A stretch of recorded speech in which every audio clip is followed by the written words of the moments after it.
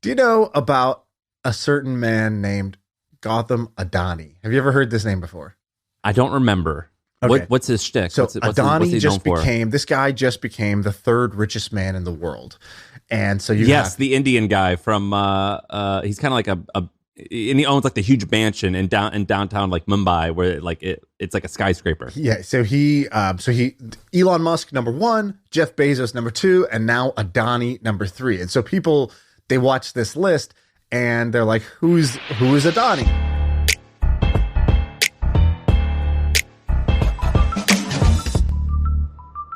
All right, in this episode, we're talking about the third richest man in the world, somebody who you've never heard of. We talked about Team Zuck. So basically, Zuckerberg has this new video of him doing MMA, and we did a little recap on how we feel about it, but also we kind of looked at how he makes his decisions and what our perspective is on him, and I actually think it's quite interesting.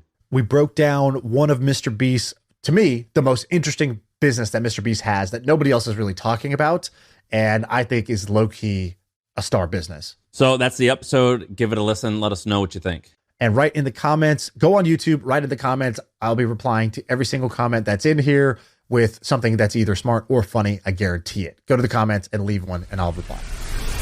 All right. I have a fun one. This will get us in the mood. So Kanye West, pop culture. Do you follow Kanye? Of course. I don't really pay attention to Kanye West, really. It's not really on my radar, but he did something kind of funny. And we talked about him yesterday and it's business related. But basically, you know, he's having this like tizzy with Adidas. Do you know about that? No, and nice use of tizzy. You like that? Well, and frankly, I don't entirely know about it, so I'm just going to kind of like summarize. But basically, you know, Kanye worked with Adidas to launch Yeezys, his line of shoes. It's collectively made like, or not collectively, but in 2020, Yeezy sales were $1.17 billion in revenue. He made around $200 million from that. So he made a lot of money. And basically, he's having a fight with them. I don't actually know what the fight is about, but the backstory is that he's accused them of stealing his designs and leaving him out of meetings for their Yeezy shoe collaborations. Sean Combs, you know, Diddy said he's going to boycott because of this. And Kanye has said, I'm going to make things unbearable for you guys until you comply. So I don't exactly know what comply means, but what's kind of, it's both sad because like it looks like he's going through some stuff and it is funny and he's kind of trying to be funny and it's working, but he basically said, I've got no chill. It's going to cost you guys billions to keep me. It's going to cost you billions to let me go, Adidas. You stole my design among other things, and I'll give you till Tuesday, not until the 7 months that I told you originally I was going to give you. Today's the day. Like he like went and, like he's going crazy. And on his Twitter, which he's got like I don't know how many followers, tens of millions I would imagine, he's posting each person's picture who's on the board of directors, as well as a couple other boards. Like they have a board of advisories of Adidas's people. And so he posted this one woman who's also, and he's like, and he'll say stuff about them. Like sometimes it's funny, but sometimes it's like, this woman's on the board of Adidas. She's also chairman and investment banker at JP Morgan. I went to JP Morgan in order to raise money for my buyout and they wouldn't do it. Like, he's going kind of bananas, and I thought that was wild. And then I saw another thing that he's having another tizzy with his wife Kim, or ex-wife, about a school. And I went and looked at their school. Have you heard about this?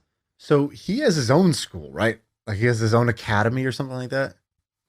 Yeah, so he's trying to start this thing called Donda, so donda.org. If you go there, it actually looks weird, but interesting and kind of fun. Like it looks cool.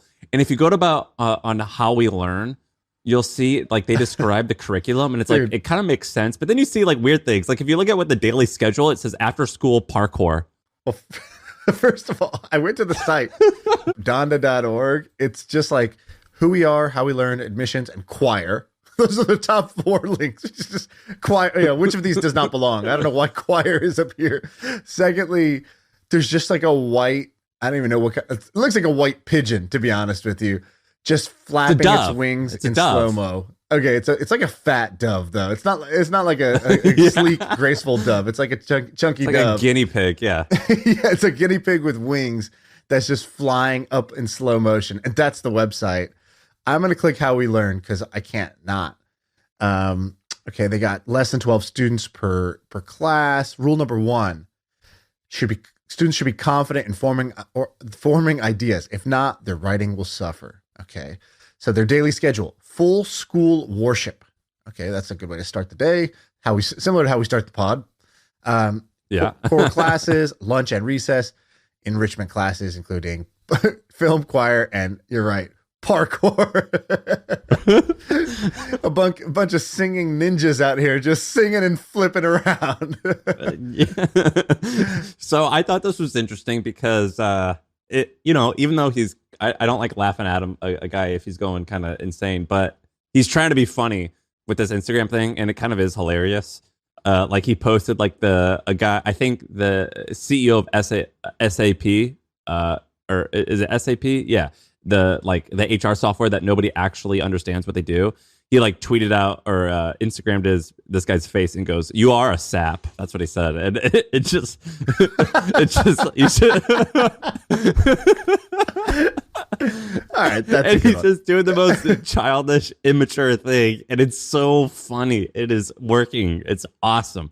And then this school thing I saw because of his other little fight with Kim. And he's like, anyway, I don't know how this is related to business, but I thought that you would have known about this because you're more of a pop culture guy than I am. No, but let me tell you. Okay, so here's a theme for this episode. I'm going to call it people with giant egos. Okay. No, I'm going to call it, because I don't actually know if these people have giant egos. I'm going to say creative titans. That's better. All right, creative titans. So the first one is going to be my Billy of the Week.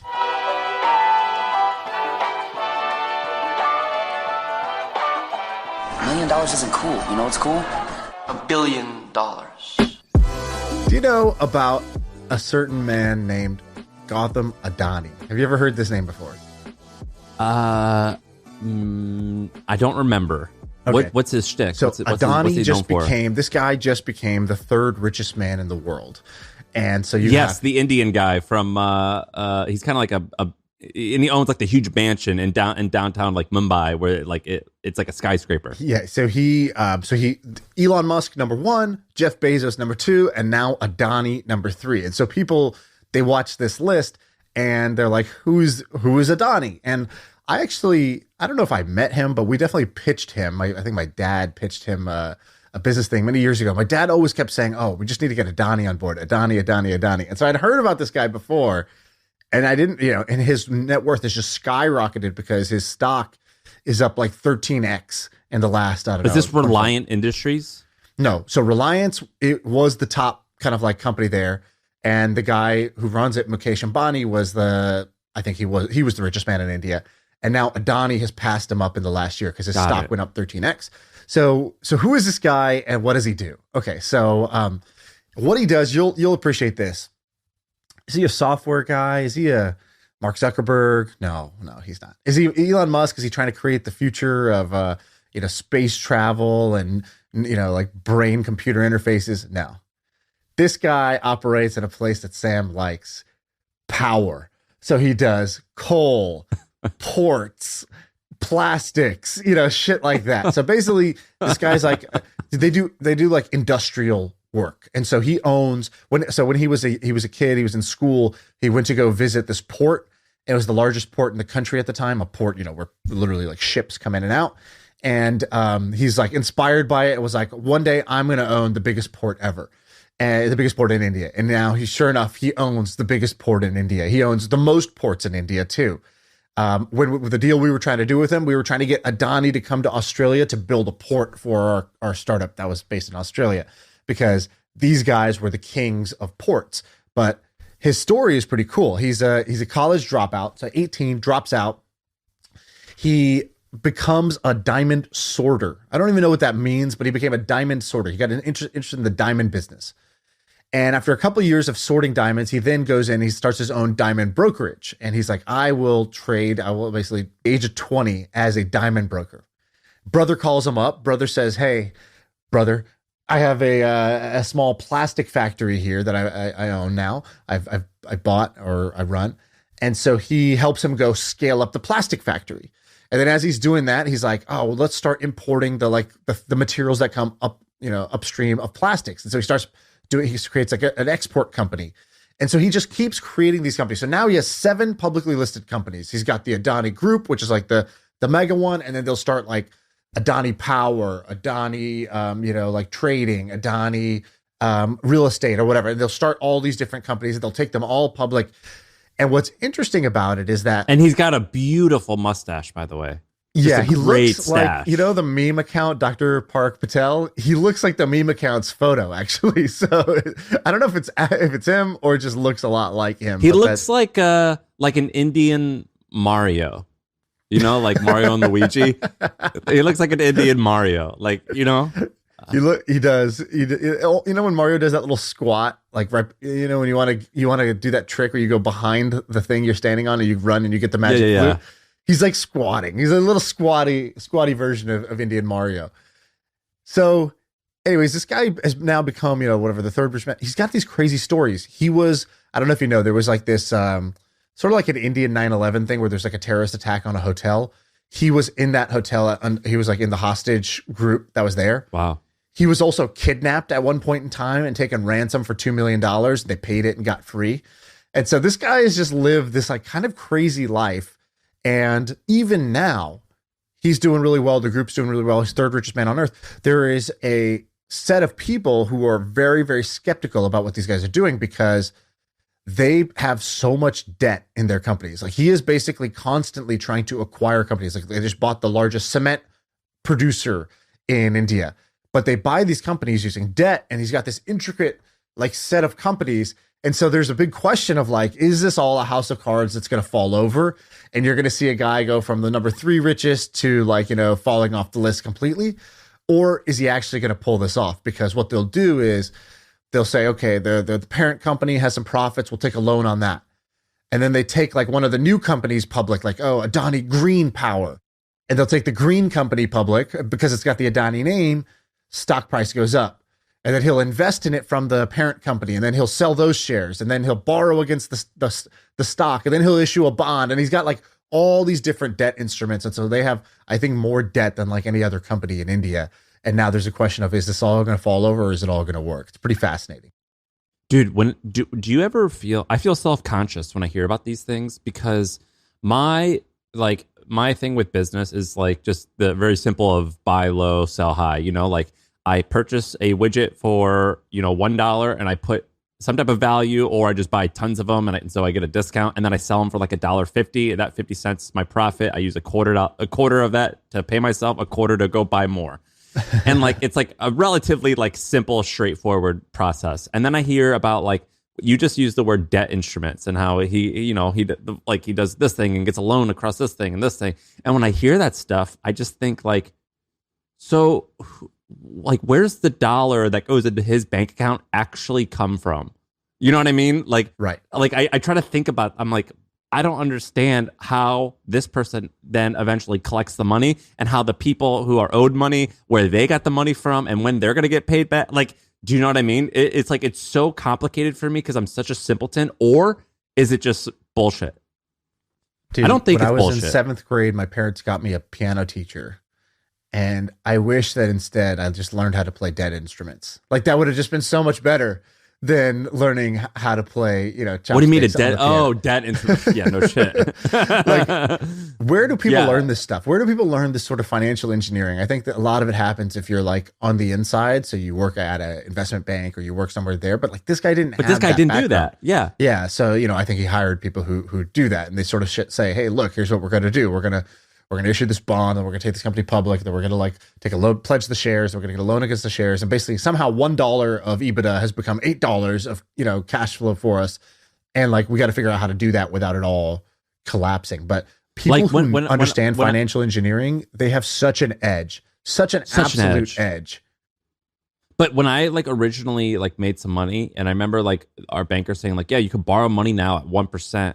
And I'm like, yeah, I don't want to go into debt. And they'd be like, well, no, sometimes it's like, it could be wise for you to do that. For example, if you have to pay taxes. I'm like, why? He goes, well, because you'd have to sell this thing, which then you'd take a 40% discount on that because of taxes. And I'm like, wait, I don't understand this. Can you like lay this out? Like, can you write this on a piece of paper? So like it, and then my banker, Griffin, he ended up flying to New York to visit me to like He goes, dude, I just need to sit down with you so you understand this. I swear to God. I swear. I go, why are you coming here? You got meetings? He goes, no, I'm coming to explain this to you. So he came and he explained it to me. And he's like, yeah, sure, meetings. Yeah. I've cleared my day to explain the one concept of borrowing against stock. I just didn't understand it. Were you the same way? Where you're like, I just don't get this. This doesn't make sense to me. Because where's this? You and others explained it to me, right? So like, yes, it's true. I didn't understand. I didn't know about it at first. And then when I knew about it, I didn't understand why it was good. And then somebody's like, hey, so you notice why this is amazing, right? You could either sell your stock, pay taxes, and no longer own the stock, or you could keep owning the stock, never pay the taxes, just borrow at a 1% rate against that money, and like, you're good. And I was like, okay, so that's good, right? They're like, all right, you dipshit, you didn't understand? Like, let's do this again. Dude, and they like crazy. show the numbers. Yeah, I just like, so these financial engineers, you know where I learned a lot about this stuff is from Ben Wilson, his podcast with Rothschild. I started like learning about this a little bit, but then I also learned that I think some people, I don't know like what skill set it is. I do think it's rooted in just like they're just good at math and they understand just like complicated algebra, to be honest, just like exponential. Like that's a concept that's like, it sounds like I'm joking, but that's actually quite hard to understand. Like to understand what is 7% or 10% or 12% growth for 50 periods. What's that actually look like? Like, I remember listening to this podcast. I was like, oh, you're just like LeBron is just taller and can dunk better. It doesn't matter what I do. Like there's some people that are just better at this. And I don't know what that skill set is, but there is something there. It's like, you're better than me.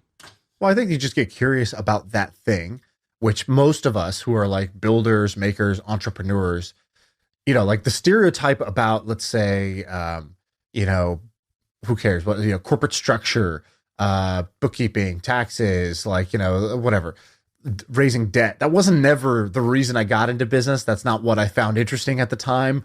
I was like you. It's like, oh, we could buy this thing for X and sell it for Y. You know, that's the game plan. Or we can make this thing that doesn't exist. And wow, look how cool it is. Look how it works. That was always more fun. And it's just like a level up, a progression in the game to be able to understand, how do I, A, keep more money that I make? And B, how do we leverage money so that we could do more interesting things, you know, in a less dilutive way? Right. So I think these people are amazing. You know, like Xavier, who runs Enduring Ventures.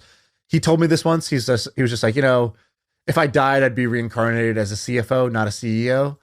And I was like, so funny. It was like the weirdest brag I'd ever heard. I never heard somebody like bragging about wanting to be a CFO. And I was like, what do you mean? He's like, I don't know. I just really like learning about how to be efficient and smart on this like financial engineering. And he had done, you know, real engineering before that. He built basically like he built a solar company in Africa, the largest solar company in Africa. Dude, that's so funny that he's interested in that stuff though. And batteries, like, he's like a hippie.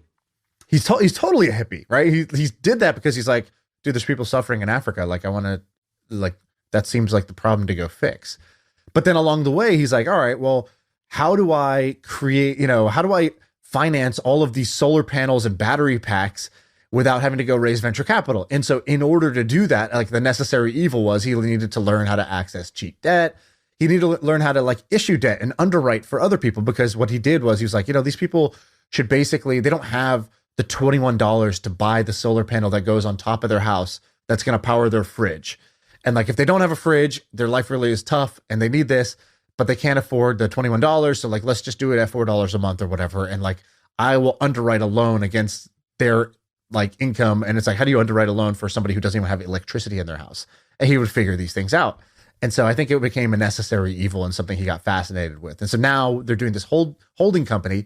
And so he does this one thread he did went viral, which was like how to have a holding company like Warren Buffett and basically like, you know, make a massive amount of money, pay as little taxes you need to, and like, you know, have more and more money to do acquisitions as you go. And he basically outlines Warren Buffett's corporate structure and why that's advantageous. And, you know, I read it and I still only understand 25% of it, but I'm just glad that there's people like that I can go to whenever I have a question. That's hilarious. Dude, that's great. Well, I like this guy. Got him. I want to learn more about him. You have more on him, or you want me to go? I have another person like this, or I have another person and idea like this. Okay, so now let's switch gears. Another creative titan that we talked about, MrBeast. So we hung out with MrBeast. I don't know if you guys are sick of us talking about that yet, but you know, producer Ben is literally sitting here in a MrBeast t-shirt. So, he's a fan. By the way, that's good, Ben, because, when we were sitting in that meeting and they brought in the swag, Jimmy, who is MrBeast, he goes, oh man, they're not like kids, dude. They don't need this stuff. Like, they're not going to be, because the guy came in and was like, guys, I got treats for you. And he's like, had a bunch of swag and nobody moved. And Mr. Jimmy was just like, oh no, they don't care about this stuff, man. They're adults. And then like all of us were like, the fuck are you talking about, dude? And like, we just like, I literally rolled my chair over to him. Like, like a kid, I'm like, whee! I like just like rolled my rolling chair over to that part of the table because it was like a long boardroom. And I was just like, I'm going to get some swag. And I went and got it. And the other guy's like, I got kids, man. They're going to need, like, if I don't bring back swag, they're going to be pissed. And now Ben is wearing his.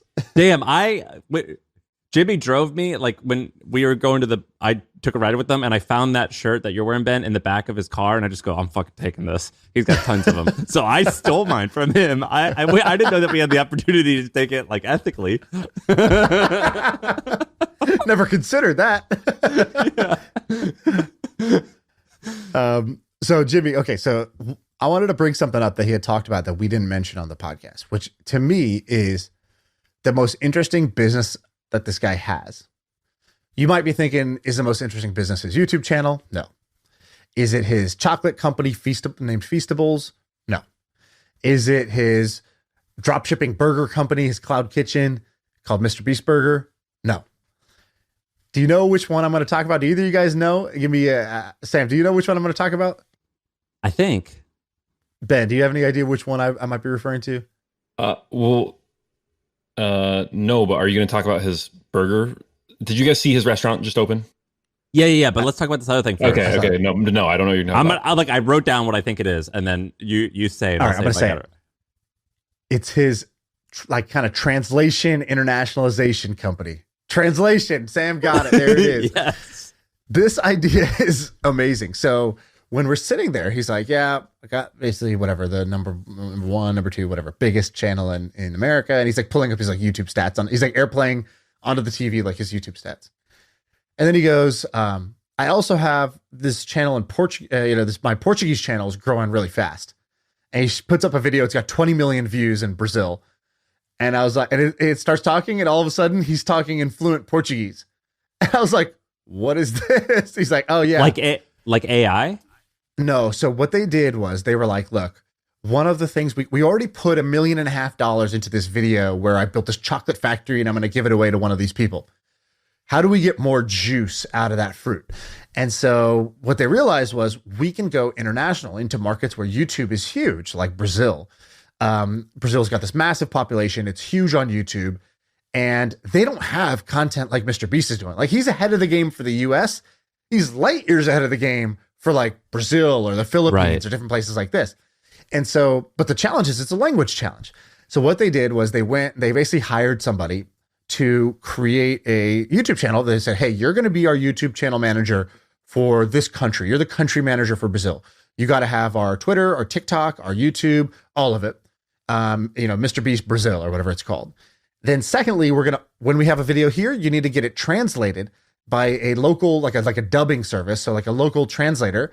And I want it translated. I want the description translated. I want all of it done. And then you upload it there. You respond to the comments. You manage that community, all of that good stuff. And what they did was they didn't just go get some random crappy person on Fiverr to do it. They got like the guy who dubbed Spider-Man in Brazil. They got him to do the voice acting for this. They paid him a lot of money. They paid him like a couple $100,000. And I was like, I feel like you didn't need to do that. You could have just got anybody. And he's like, check this out. Like, basically, you don't know shit about shit, Shaan.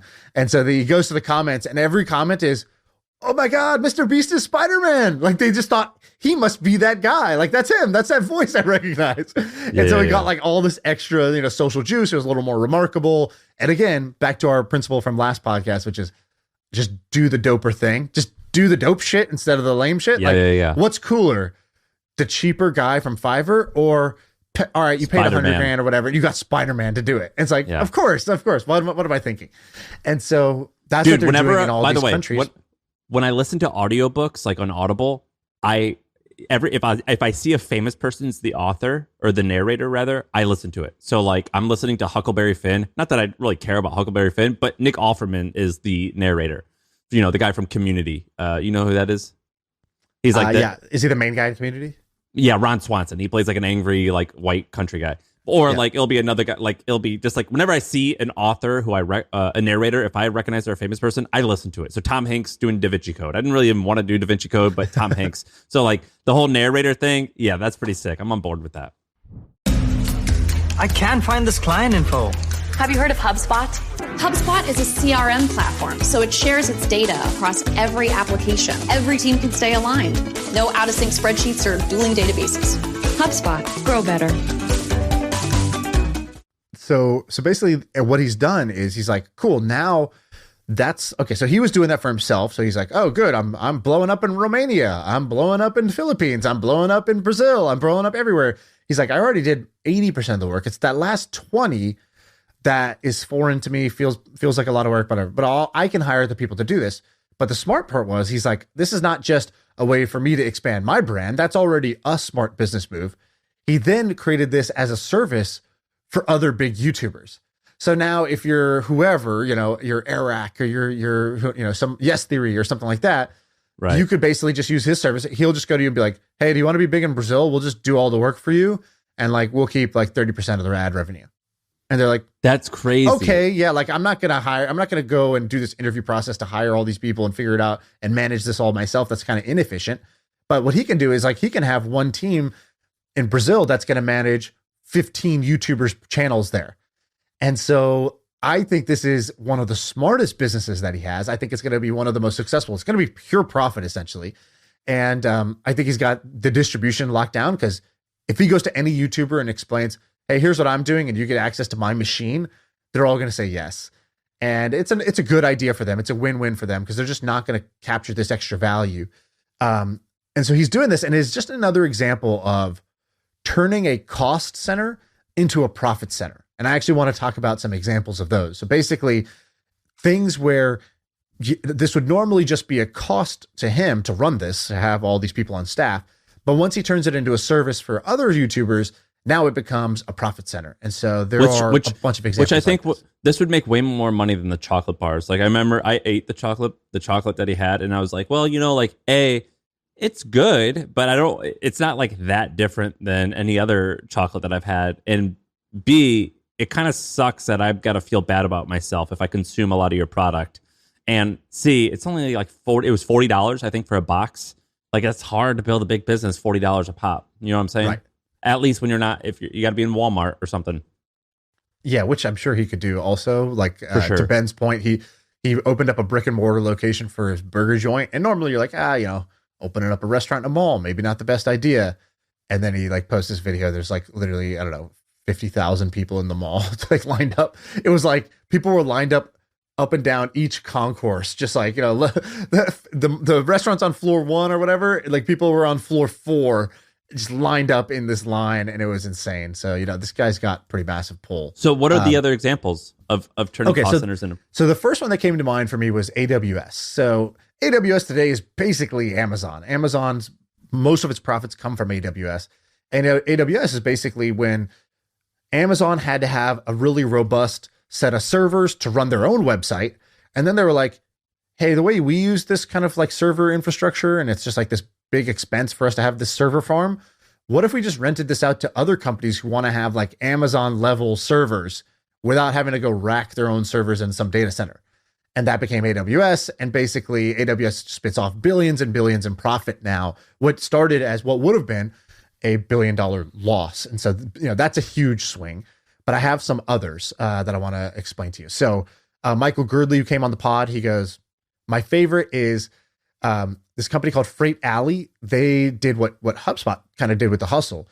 They basically have this thing called Freight Waves, which is Freight Waves is basically a media company, and Freight Alley is the SaaS company. So basically they're a SaaS company that created a media arm that goes and normally a media company, you know, has expenses, but they turned it into a profit center. Basically that acquires customers for the SaaS business at a negative customer acquisition cost. So the media company is profitable and brings in customers to their own SaaS, at the bottom of the funnel. So that's one example, not exactly the full thing, but dude, another the guy who started that company, his name's Craig. I've hung out with him a bit. He bought a big piece of property in Tennessee, and he's the one who's turning it into like an airport.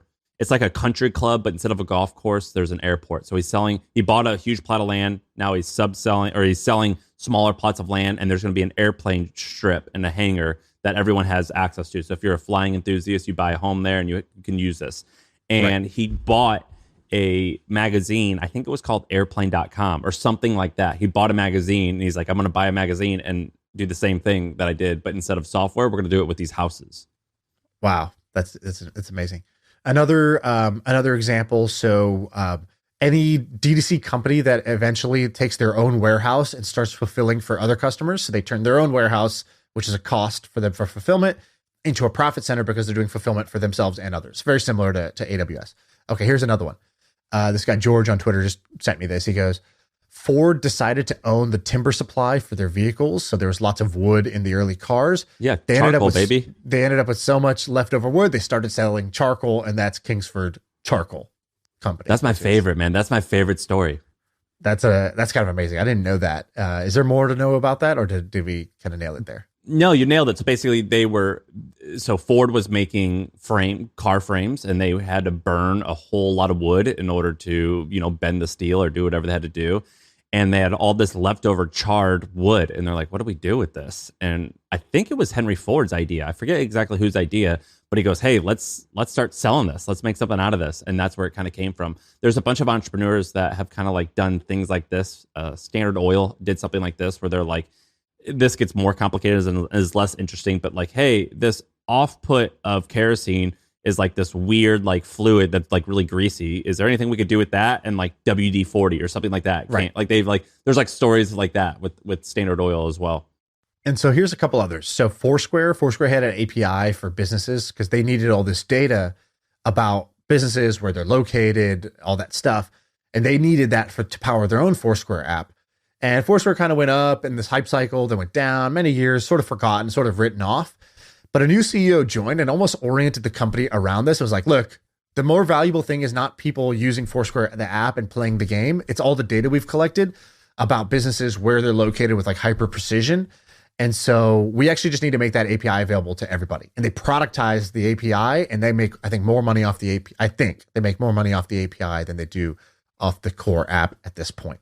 So I think that's another great example of this. Amazon has a bunch. Like Amazon was a bookseller, right? So their main cost of goods sold was their books, but then they create Kindle and Kindle the self-publishing business and and all that. And so now Kindle itself became a profit center. What used to be a cost, which was selling books, now they sell ebooks that they kind of own, and they turn that to profit. Same thing with payments, right? Amazon had to pay a merchant like a fee every time they processed a payment. So they created their own payment software, called Amazon Payments.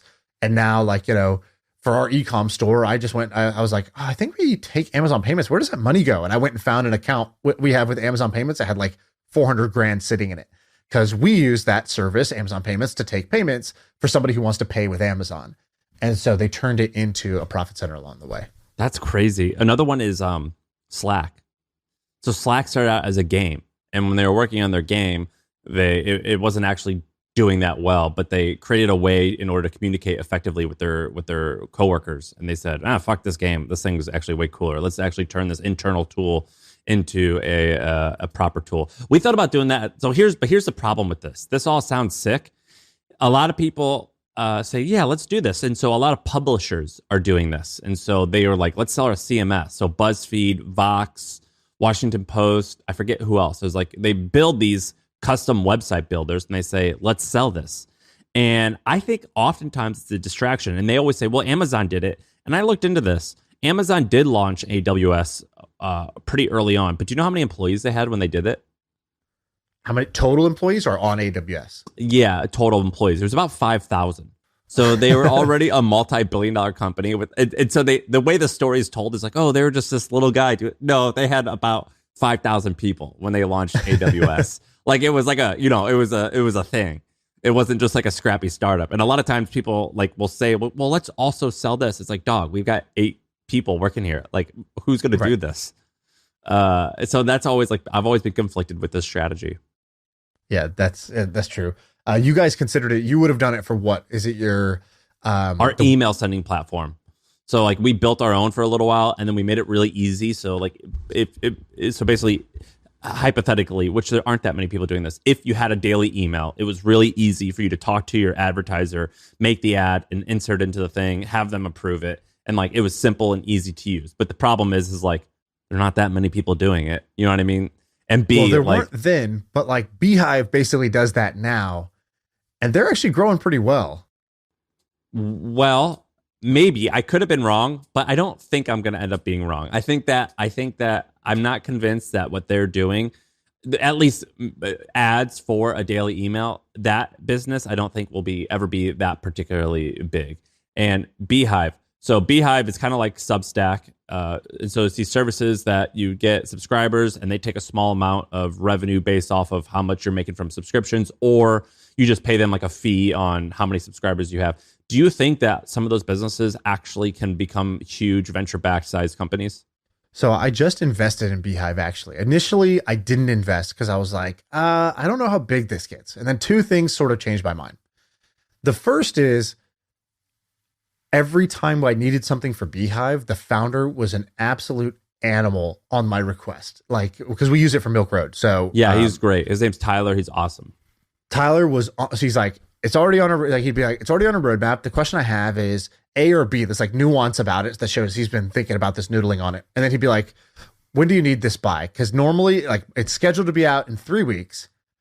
But if you need 3 days, like, you know, the weekend exists, I might be able to do, you know, like whatever. So he was able to like rip off feature after feature after feature that we needed.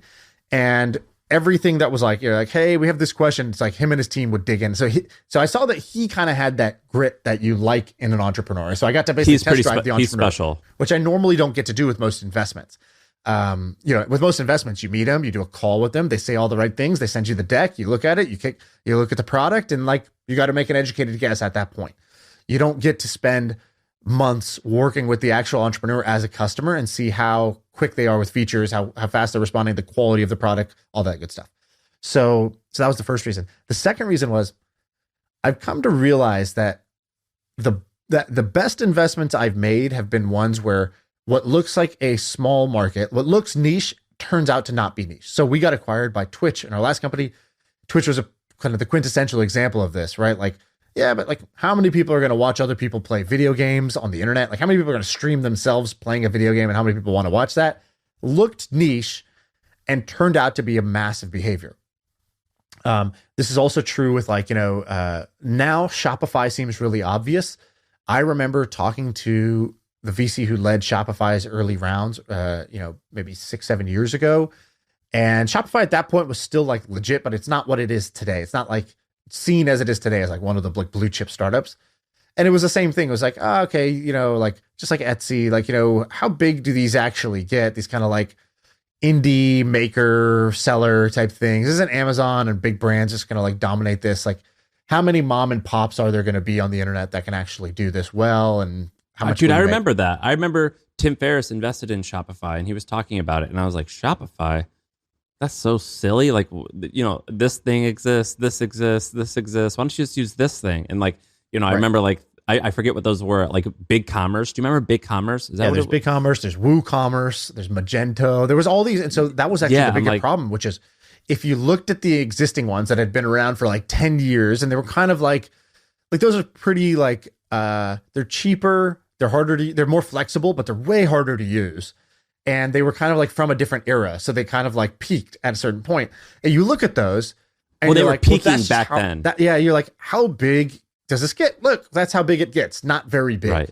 And the same thing happened with Airbnb. I remember when Airbnb was like coming out and it was like, oh, well, it's couch surfing, but better, right? Like, I don't know if people remember couchsurfing.com was like one of the early, oh, that's a cool idea, but it never made a bunch of money, never got huge. Cause again, how many people really want to go sleep on someone's couch or extra bedroom in some city? Okay, yeah, it's this kind of vagabond hippie traveling shit, but like that's not mainstream. And so if you looked at couch surfing to see how big Airbnb could get, you're like, well, very, very similar idea, been around for longer, seems to have plateaued around this size, not that big. And like, you would have been wrong. And so I guess I've kind of learned that like the absolute biggest wins in venture come when you find something non-obvious. And the non-obvious to me typically is like just fundamentally like product categories or markets people aren't going after, or markets that other people think are small that actually are going to turn out to be very big. There's this really great story with Sam Altman, who at the time was the president of what's it called? Y Combinator, and Brian Chesky. And Brian Chesky is getting, or maybe he was just worked at Y Combinator, and Brian Chesky in 2011 was getting ready to pitch. You know, so YC, you go through this 8 or 12 week incubator. At the end, you pitch a bunch of venture capitalists, and YC helps you a bunch of ways, including getting your pitch right. Brian Chesky's with Sam going over his pitch, and he goes, this company one day is going to make $100 million a year. And Sam was like, Brian, like, can you just do me a favor? Anywhere in this presentation where you have like a number, could you do me a favor and add a 0 behind it at the end of it? No, he goes, and so he goes, change all the M's to B's. Investors that's like what he B's. does. Yeah, he goes, anything that you have an M, I want to see a B. Change it all. And I don't remember exactly how the story goes, but it was paraphrased in such words like Brian goes like, but that's lying. Like, there's no way that we're going to do that. Like, it's just impossible. No one has done this before. He goes, yeah, but, you know, it seems like a big market, and here's my reasoning. Like, logically, it makes sense. There's so many people who stay at hotels. Like, of course you can do this. I mean, someone can do it, I bet. And just do me a favor and change all those M's to B's. And even Brian Chesky didn't believe it. And there's another story, by the way, where I remember... what was Amazon's first VC? Was it Madonna? Is that what it's called? Madonna? It's like, it looks like the word Madonna. They're based up in Seattle. And he's pitching, and I listened to a podcast with the guy he pitched. And the guy he pitched tells a story of Bezos saying, like, look, if we get our act together and we make this work, I think we're going to make like $100 million a year in like the next 5 or 10 years. Like, that was his pitch, is like, that's how big I think we're going to get. And the guy was like, needs to get a lot bigger than that, but whatever. You seem really competent. So it's just proof that like even the people starting things sometimes also are like, I don't know how big this can get. I don't know if this is going to work out. Yeah, like there's that clip of Mark Zuckerberg talking at a college, and he's like doing a campus interview. He's like, hey, we're here with the campus report, and we have Mark Zuckerberg, the founder of the Facebook.com, which is blowing up around campus. People really like your website, Mark. You know, he's wearing basketball shorts. He's got a red Solo cup he's drinking out of. Yes. And he's just sitting there, and they're like, so you've expanded to like whatever, 7 colleges, and where are you going to go from here? You're going to end up going into high schools, or, you know, how big can this get? And he's like, oh, I don't know. Like right now Facebook is cool. Like it's cool for colleges, really, really useful. And sometimes if you try to make something too big, like it loses what makes it cool. Like maybe it doesn't, like, why does it have to be bigger? And maybe it doesn't have to be bigger. He says that. And then like, you know, sure enough, fast forward 10 years, he's like, we need to launch a satellite to India to give these rural villagers internet so more they can users. Use the Facebook. Yeah, we need more. And so, like, you know, he turns into an absolute animal. By the way, this MMA clip of Zuck. Awesome. You seen this? Awesome. Killed it. He killed it. He killed it. So for the background on this, Zuck went on Rogan and talked about a bunch of stuff. It was actually a pretty good interview, I think. Zuck actually kind of redeemed himself a bit. But in part of the interview, Zuck said, I've been training MMA. And people are like, afterwards, yeah, right. Okay, nerd. He posts this video of him training. He looks really good. Way faster than I thought he was going to be, like, fighting. He was fighting. It was like, just, dude, even if he wasn't good, the fact that he does this, it's just like, basically, this was my tipping point. I already liked Zuck, but now I'm Team Zuck, which there's not a lot of us here, right? We can't even play a game of pick up basketball. There's 4 of us on Team Zuck. We're just still looking for a 5th. And somebody tweeted this out. They go, Jack Dorsey, you know, he goes, Jack Dorsey hasn't worked in 10 years, constantly meditating, you know, dating different models, no family, tries to run multiple companies at once, fails, Twitter never makes anybody, blah, blah, blah. Zuck, you know, begrudgingly runs $1 trillion empire, you know, faithfully monogamous, great dad, trains MMA, like all these, like it was like Jack Dorsey doesn't work out. It's like Zuck trains MMA, and it just like highlights like, basically like, why does everybody hate this guy again? Like, what has this guy done? Like, and some people are like, he ruined democracy. It's like, no, dude.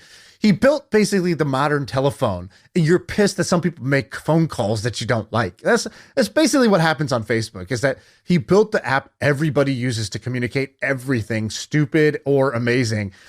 And sure enough, some percentage of that is not content you like and is not controllable. And the guy's literally built like, it was at $1 trillion at a point in time. He's built $1 trillion company. And he just keeps running it. And he keeps trying to make it better. And he keeps trying to push the envelope. And he keeps trying to make like better and better products and services. And do you think he really cares about like, do you think he sits there being like, I want to influence the election? But no, that's like, that's a pain in the ass he's trying to deal with. It's not like his agenda. People make him out to be like this evil guy. And it's like, dude, people don't like him because he's awkward. Like, all right, you're a bully if you don't like him because he's a nerd. Like think about who you are if you don't like Mark Zuckerberg. You're a fucking bully. You just think he's awkward, and that's how you judge him. Like, screw you, man. The guy's awkward. We should do like an entire episode about this, because there was one beautiful line that he said. So Rogan was like, look, like you had these Russians doing this and influencing the election, and then the Hunter Biden story came out, and you guys like took it down and you told them it wasn't allowed. And like Rogan was like criticizing him, or at least voicing all the criticisms that Facebook had. And Marc goes, yeah, look, like, how would you handle that situation? And, and love to see you do it. Love to see you try, Joe. And Rogan goes, I don't know. And Zuck's like, yeah, we didn't either. And so our reasoning was like, we like took down the Hunter. Like, I don't even remember how he explained it. He's like, well, our reasoning was this, this, and this. Well, he was like, the FBI came to us, told us there's about to be a story that could be massive misinformation and go viral. They just got their wrist slapped because they previously let other information spread too fast, that they said, you should have known that was fake news. You should have stopped it. So now the FBI comes to you and says, there's about to be a dump of fake news that's going to go viral. So what do? They're like, okay, we shouldn't just like, I guess we shouldn't block the news, but maybe we should like suppress it in the news feed so that it doesn't go super viral. Because isn't that what we just got in trouble for? And like he didn't say all this, but like it's obvious. This is obviously what would you do? The FBI comes to you and says it's about to be a misinformation leak, and then it comes out, and sure enough, it starts going viral. And you have to decide: do we just let this take over the platform and like, oops, we did it again? Or like, should we play it safe and like not let this spread like wildfire until we can fact check this and see if this is real or not? And like, by the time it does, one side, the left or right, is going to be mad at you. And it's like, if you just think about this shit, it's like the person who in 2016 was like, the election was rigged. The Russians manipulated the election. Then here, fast forward to 2020, Biden wins. And then the right is now like, the election was rigged. Biden was counting votes that didn't count. Like, it's like they're both just like, they just switched. You're the same dude on either side of the aisle. Like, don't you realize like it's like the Spider-Man meme, they're pointing at each other. Yeah. And it's the same thing over and over and over again. It's like, she's got, the bad thing on her server. It's like, he's got the documents in Mar-a-Lago. And it's like, they just keep doing this on, left and right. It's like, how is a communication platform supposed to win? Because literally, no matter what you do, one side is going to think you're being completely unfair or the other. There's no Zuck did way such a good job, neutral. though. That is such a good answer, and he like humanized himself so much there. And he goes, our reasoning was, and he said exactly what you said about the FBI doing this, and this is what we thought seemed right at the time. How would you have handled that, Joe? And Joe was like, well, that's a good question. I guess I would call someone who I think knows the answer and just talk and listen to him. He goes, yeah, that's what we did. We called these people, we talked to them, and this is the best that we did. And could it have been wrong? Maybe, but like, we don't really know the right answer. And it kind of, I realized like, oh, wow, this guy, Zuck, he's 38 years old or 36 years old. Like he's in his mid 30s, been doing this since he was 21. Like he's just making it up and trying to make some good decisions along the way. Is he maybe a little evil? Maybe, but we all got a little bit of us in that. We all have a little bit of that. And like, he's mostly doing a good job. And it just, he did a really good, that question of, well, how would you have handled it? That was such a beautiful way, because it was like, oh, you're you're fallible. You're just like me, you know, like we're not that different. Is he a ruthless competitor in the sport of business? Sure. I wouldn't expect somebody who's number one in their game to not be a ruthless competitor at their game. Like I wouldn't expect them to be a softie who doesn't care, or you know what I mean? Like it's insane to me that people hold this like this crazy standard. Other reasons I'm Team Zuck. So you know about his like once a year missions that he does? Yeah, like 1 year it was like travel the country in an RV. So he did. That was like when it was like election time. He's like, I need to meet Middle America. I'm going to like, you know, I will visit places with Walmarts. Like, you know, that's like his mission for the year that year. Dude, but by the way, that, I respect when people do that so much. I was watching this music video with Mike Posner. You know Mike Posner, and you probably love him because he went to Duke. He went to Duke. You know how he walked across the country? Yeah, it was amazing. I followed it. Yeah, it was awesome. Inspiring. He spent like he got bit by a rattlesnake. Yeah, and he got bit by a rattlesnake, and he had to go home for 2 weeks and learn to walk again, and then he shipped right back out to where he was. And he went to, you know, he's like this guy who you imagine as being this like California cool kid guy or a New York cool kid guy, and he ends up walking the country. And he's like, I walked around places with Confederate flags. I went to like rural Kansas. I went everywhere, and I saw America, and I realized that like I don't know shit about America. These people are a lot different than I thought, and it was really nice to get to know like other types of people. I love when people do that, and so I'm Team Zuck a little bit because he did that. So he did that, but the first ones he did, I feel like were things that he was actually just self-interested in. So he, I remember one of his first ones was that he was going to only eat, if he was going to eat meat, it had to be meat that he had personally hunted. So he's like, I've never hunted. Awesome. I think he had like never hunted before. And he's like, I don't really know where my food comes from or like what goes into this showing up on my plate. And I want to like, actually like with my hands, I want to experience this entire process. So he had to hunt it. He had to like prep it or kill, like, you know, clean it or whatever and cook it and then eat it. And so that's what he did for 1 year. 1 year, he was just like, I want to learn Mandarin. I think Facebook really wanted to go into China. So he's like, he showed up in China to give a talk. He did the whole thing in Mandarin and surprised the shit out of the whole crowd. They were like, it was like, you know, the scene in 8 Mile where he's going off in the rap battle. It was like the whole crowd was like, oh, what's going on? Like he's just speaking fluent Mandarin with like the proper tone and like, dude, what a machine to in his like spare time just pick up these hobbies and then do them. And now he's doing like MMA. And Balaji, who's a friend of ours, he tweeted this out. He goes, "It has begun." I forgot who he said. He goes first. Great line. It has begun. We could say that for so many things. That's a beautiful. Those are beautiful first words. He called it. He goes first. He goes first.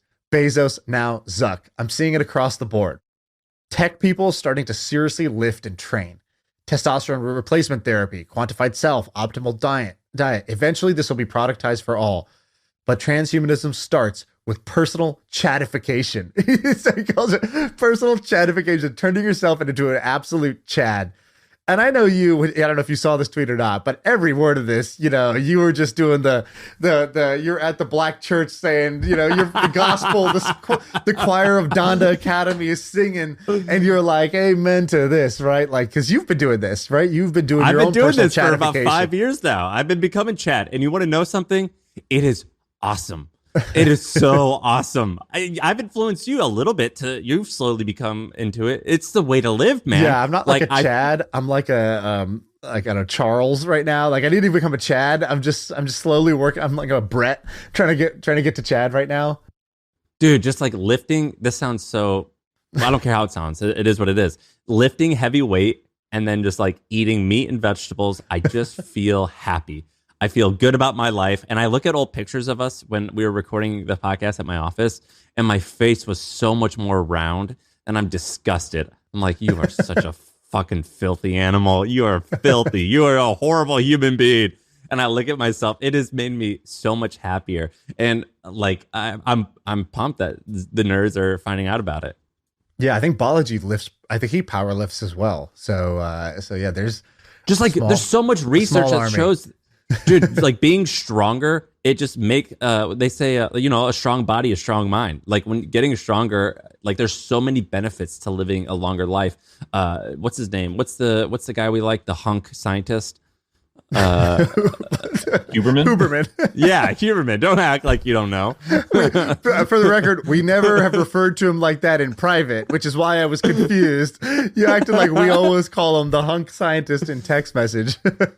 Dude, I have a friend that like went and got in a cold plunge with him, and he goes, he's ripped, like he's jacked, and I'm like, yeah, of course. Dude, this guy's cold got it plunges all. are like made for one. Like, how close together were they? Those are like an occupancy of one.